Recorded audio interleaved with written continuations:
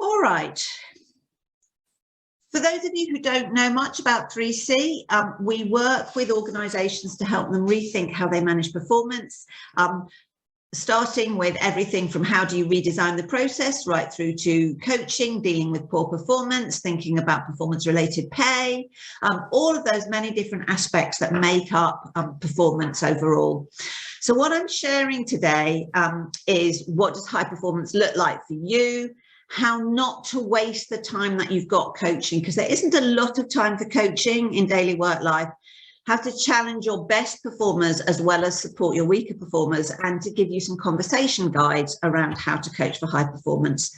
As you'll have seen from the slide that showed the people we work with, we tend to work with organisations where managers have been promoted on the basis of their academic, professional or technical expertise. So whether that's universities, whether it's the NHS, whether it's software engineers, whether it's accountants, whether it's construction companies, they're all people who are very, very, very skilled in their profession, but may not have the people skills needed to help them with management. And that tends to be where we focus our work. So let's move on. The first thing that I would like you to think about is the Manager as Coach program, because I know that many of you have done it. And I'm also aware that we have in the past evaluated a number of programs of Manager as Coach. And the real challenge with those programs is that they often fail to deliver value.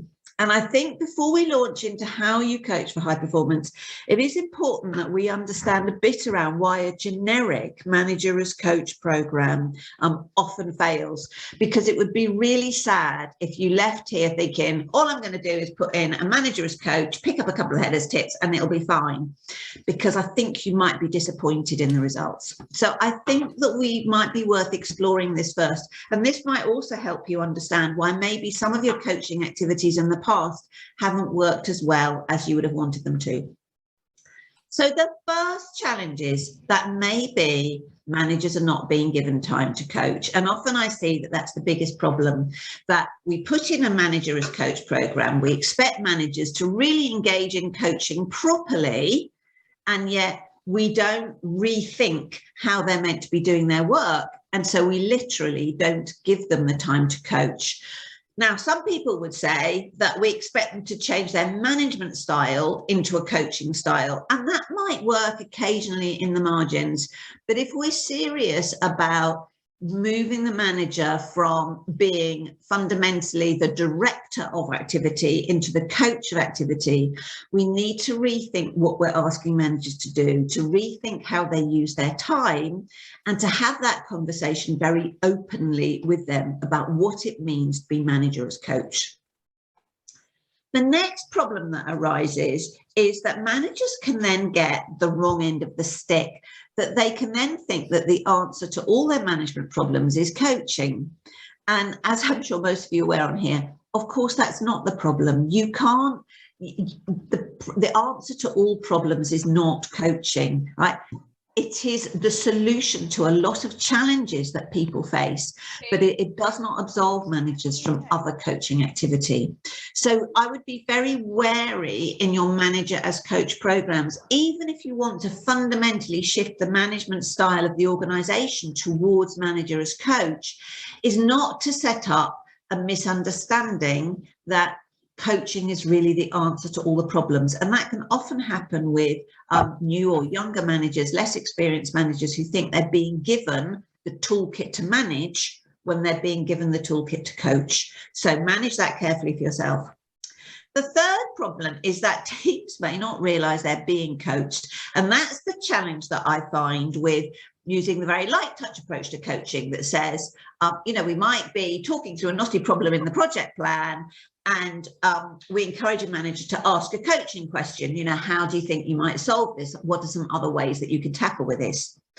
The problem with this approach, and I see it over and over again, is that the people being coached don't realize they're being coached. They still think they're in a project planning meeting. And therefore, when asked, what other ways are there that we might solve this? They go into a panic mode about, oh my God, there's some answers out there. I meant to have some other answers. Or the coaching question feels like a test and not like a coaching question, because they can't split their head from, right, we've been through an accountability, we're going through a planning meeting, we're going through all of this, and suddenly I'm being asked a question, and I think that question must have a definitive answer because we're in a meeting where we're really talking about answers, instead of the manager thinking, all right, let's see if we can explore some other opportunities. So it's very important in whatever coaching you offer your coaching training you offer your managers, that you help them understand that just slipping the odd coaching conversation into coaching question into a conversation may actually cause them more problems than it solves, because the people then think they're being tested. They move into there's a right answer here and I don't know what it is, and they start trying to guess what you want them to say, rather than moving into that reflective moment of being able to sit back and think, oh, okay, let's explore this from a different way. We don't need to find answers here. We need to open up some possible solutions. So that's a really important point and needs to be embedded in any coaching training that you offer your managers. The fourth challenge is that there's not enough depth coaching skills. Now, we in a lot of our work with organisations do some very light touch coaching skills, and we show people how they can move into a conversation using solutions-based questions. We can teach in a 1 or 2 hour coaching session for managers. You might teach a grow model. You might teach a few good questions. You can teach a light touch approach to coaching. And that works when you're only wanting to have coaching as quite a small part of maybe an overall situational leadership model. If you are really wanting to move into manager as coach, you need a much greater depth of coaching skills. And that might well mean a program that lasts 2 or 3 days, that's maybe spread over 2 or 3 months. As people develop a richer understanding of what coaching can do, they're able to go away and practice. They can come back, they can do observed coaching, where you can really shift somebody's mentality from, a traditional manager as provider of answers into manager as coach. So if you're offering a 2 hour manager as coach program, I think you're slightly deluding yourself that that program will not deliver you competent, skilled managers as coaches, but it might set people up to think that they've got those skills and then to quite quickly run adrift as they get into some of the more challenging coaching material. So by all means, stick to light touch coaching programs. By all means, give it to people as, here's something you can add to your toolkit, as long as they understand when that might be able to be used and how to signal and set the right tone for a coaching conversation. If you are serious about manager as coach, you're going to need a longer, more structured approach. And finally, if the managers themselves are not experiencing coaching from their managers and therefore experiencing manager as coach, it's much harder for them to deliver manager as coach. So I would urge you to encourage some of your most senior leaders to engage in manager as coach activities if you are really wanting to introduce real coaching across the organisation. Okay, so I hope that that's given you some food for thought around some of the challenges as manager with coach. So I'm now going to think about our next activity, which is that we often use sports people as an analogy for coaching in organisations. And there's lots of stuff around sports people have coaches. But there are some very big differences between how sports people have coaches and how business people have coaches. And I think it's worth just reflecting on what those differences are so that, again, we don't set out in the wrong way. The first thing is that sports people tend to get coaching from very early on in their careers, and that finding the right coach is an absolute challenge for many professional sports people. So those who work independently, tennis stars, golf professionals, even people who work independently like cyclists often have independent coaches. Those who follow the tennis will no doubt have heard all about Emma Raducanu's challenges to find the right coach for herself over the last year. The other thing about coaches is very, very much that they may not be brilliant at the particular sport. I'm sure those of you who talked to Adrian Morehouse at Lane 4 will have heard his story from now 30 years ago about how his swimming coach, who coached him to a gold medal, can't himself swim, and that the coaching of something is different to the execution of it. Now, when we think about that in terms of work, we see that there's a different challenge, because in a major sports team, we have a manager as a coach. People may also be managed by their agency, so they're having business management if they're individuals, or they're having team management if they're in a team. And even in amateur sports, many amateur groups try to keep the coaching of their sports people separate from the management of it. If you think about even the England cricket team, there are team managers, there's the team captain, and there's the team coach. And management decisions about the team are made by a whole group of people. The coaching is done by the coaches. So let us move on to how that then relates to us. We now have a manager who might coach us, which is very different to a sports person. So when you're talking about the analogy of sports people, as I know we all do, we just need to keep in mind that it's not the same thing. So I've repeated some of these problems about the challenge of being the manager as coach. So the first two we've touched on, that switching into coaching mode can be very confusing for the team, and just dropping coaching conversations in coaching questions into a general conversation will often not get the right response. The other challenge that happens is that managers often try coaching someone towards a right solution. And we all know that that's not an appropriate use of coaching, but it could sometimes feel like that. If there is a right way to do something, it is better that that person receives guidance, instruction, teaching, advice, role modeling, rather than coaching in order to understand the right way to do something. So it's very important, especially for younger, more inexperienced managers and for their more inexperienced staff, that managers see that coaching is not an alternative to teaching or showing or instructing or guiding, and that people need to know how to do something before they can be coached. And on the right-hand side, I've put a very simple example of that, which is we need to teach somebody how to do something first and then coach them. So I've given the example of a driving test here, that we're taught to drive. We then have to pass a test. We then gather some driving experience, and we then might get coaching into how to be a better or a more advanced driver. So if you think about becoming a manager, I can't coach someone to become a manager initially. I need to give them some management skills. I need to give them some policies and process to work against. I need to help them understand what their accountabilities and their responsibilities are before I can coach them. So when you're positioning manager as coach, help people see that it's not a substitute for ensuring that people know what's expected of them, know how to deliver on their job, and know what they're accountable for. So make sure that we separate out those two things. Coaching is about enabling someone to do the best work that they can do, enabling somebody maybe to deliver above what they've achieved before, or maybe to manage relationships difficult, or to help them think through a knotty challenge that there isn't an obvious right answer to. It's not a substitute for doing a job. So with all that background, let's move in for the second half of the session into the meat of how we then coach for high performance. So I'm going to go back and remind us, where does high performance come from, right? And we know that high performance comes from two core things. It comes from motivations and behaviours.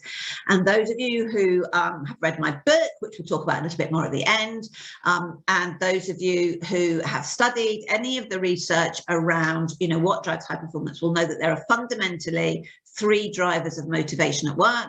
I use Dan Pink's language. You might use any other language you choose. Mastery, autonomy, purpose. So mastery is both the desire to do well at work, to be good at something, and to be recognized for it. In other words, we all hear about MasterChef. The whole point about MasterChef is not just that you cook well, but that you get recognized for cooking well. So it's definitely two things, and it's very much linked to skills, the ability to excel at the role, and the ability to be the best that you can be at something. And that applies whether somebody is being a barista in a coffee bar or the chief financial officer. People want to be good at what they do. It makes them feel safe. It makes them feel secure. When they're recognized for it, it feeds their motivation to do better. Then we have autonomy, the desire for some control over how work is done. This is also known as the opportunity or the power to make some choices or make some decisions. So it's about empowerment.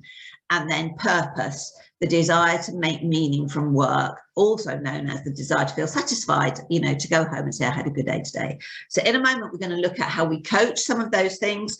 And then the other three factors around behavior, we've got conscientiousness, which is about working hard and doing what you say you'll do, about emotional stability, about being resilient, about persevering, about not throwing your toys out the pram when things go wrong, and about the ability and the willingness to learn from experience.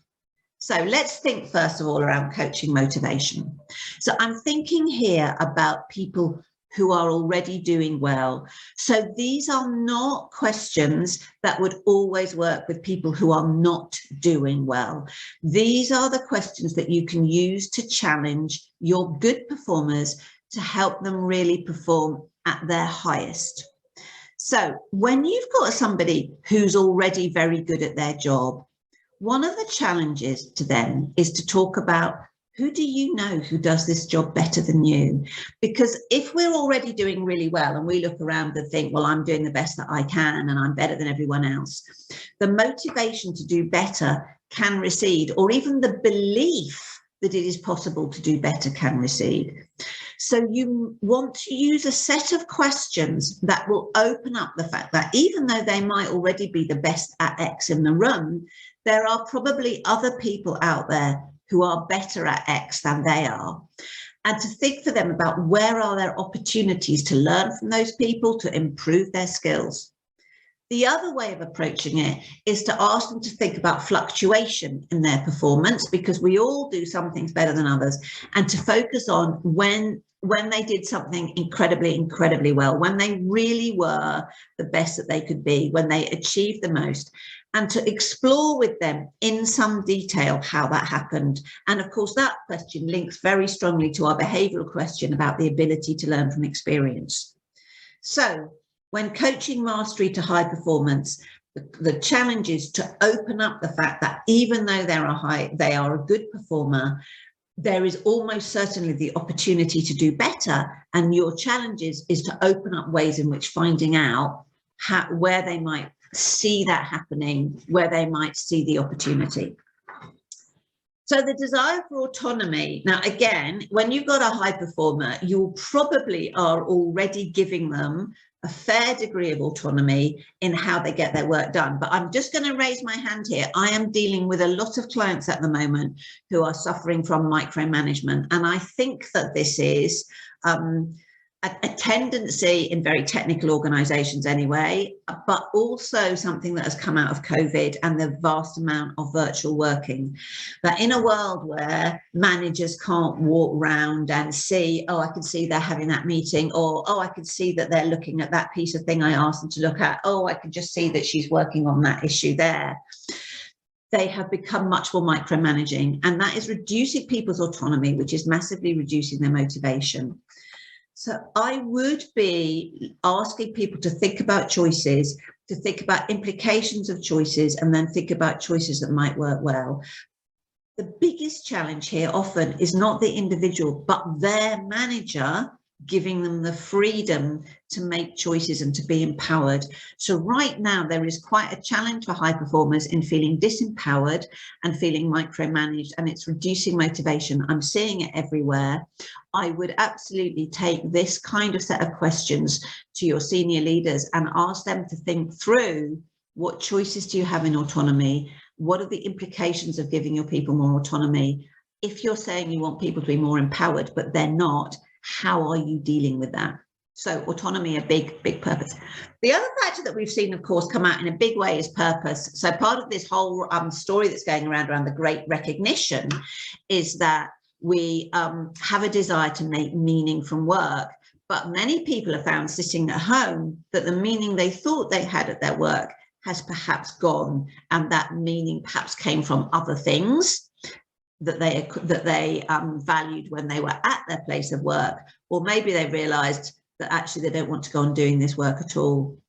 So having conversations about what does it mean to people to achieve something, to talk about their impact. So with your good people, you need to help them unpick some stuff around, what's the most valuable impact you think you can have? Where do you think you can really go with this? And perhaps with the third question, to take them right back to, why did you accept this work? So if they're relatively new to a job in the last year or two, you can ask them, why did you come to this organization? What did you want from this organization?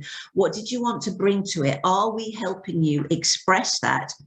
If they've been in the organization a long time, then that's more related to, why did you accept this role? Why did you accept this project? What's making you want to do this work? So that you can help reconnect even your good performers with meaning, because we know that that's been lost a lot. And we know that for many people, there's been a sense of Groundhog Day. So helping people reconnect with their meaning will reconnect your high performers. Okay, so those are the coaching questions for motivation. Coaching questions for behaviours. So here we've got the 3 behaviours. The thing about conscientiousness is it's about hard work. And the biggest single thing that you can do for that is to recognise it. Remember, people who work hard, and I'm sure that will be many of you in the room, often find that their actual just hard work is overlooked. So acknowledging it, I notice you're getting many more things right first time. So do the recognition. The recognition of behaviour really matters. And then talk about, how can we keep this up? So we don't want people to burn out. You don't want your high performers suddenly being signed off sick. And I've got a number of clients where some of their best people are suddenly going off sick on stress-related issues, where they've worked so hard that they simply cannot keep this going. So your challenge as coach, when coaching somebody to work hard, coaching your good people, is first of all to recognize it, because the recognition helps people deal with it. And secondly is to talk about, how can you keep this up? Or even, can you keep this up in this way? Let us manage what you're doing so that we assure that this is sustainable levels of hard work, not unsustainable levels of hard work. And I have no doubt that some of that you're relating some of that to yourselves as we're going on. I'm just going to get some of the chat up here. Okay, I'm all right for the moment there on chat. So emotional stability. Again, with behaviour, the most important thing is to recognise people who are very emotionally stable, who are very resilient, who are very persevering. The recognition I've got here is somebody who's managing their emotions, but it might be that you need to recognise some perseverance to say, do you know, that's taken 3 times longer than it would normally have taken. I realise that's been really hard for you because of X, Y, Z. I'm acknowledging your sheer perseverance in getting something through.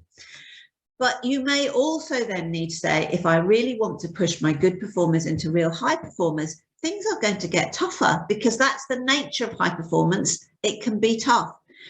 So then we need the coaching questions that acknowledge the toughness. So as things get tougher, what strategies could you use to cope with the pressure? And you might want to unpick with them how they dealt with pressure, how they maintain their resilience, and help them think through what it will take for them to maintain that, and maybe to explore some of the pressures coming their way. Remember, all of this is coming from a position of strength, because these are your people who are already doing well. And finally, we've got learning from experience. And in essence, learning from experience summons up all the last 5 things, the 3 motivators and the 2 behaviours, that helping people reflect on what has happened is the best way for them to learn from that. And reflecting on what went well and how they can do that can make, how they can do more of that is really important. So feedback is absolutely crucial here to them. And feedback around, you seem to have learned well from what went last time, or you seem to have taken that feedback on board and that's really made a difference, or you seem to have gone and sought out some really detailed feedback to help you kind of tackle some problems around the edge. Recognize the behavior and then coach. And it's quite simple coaching here. What have you learned this time that can help you improve things forward? And you may well have covered that in all your previous 5 conversations, because they are all about learning from experience. So let's sum up what we've tackled here. So we have thought through for ourselves the coaching of the motivators and the coaching of the behaviours, and how to use questions that will move your good people to the next level. Some of these questions may work with your poorer performers, but this is very much geared at your higher performers. So if you want to know more, the book is here, and very, very exciting for those of you who didn't pick it up on LinkedIn. About 2 weeks ago, I was named runner-up in the Business Book of the Year award in the People Manager and Culture category. There are lots of other conversations in the book. It's available at Amazon and Waterstones. It has lots more guidance on this subject, so do pick it up and do talk.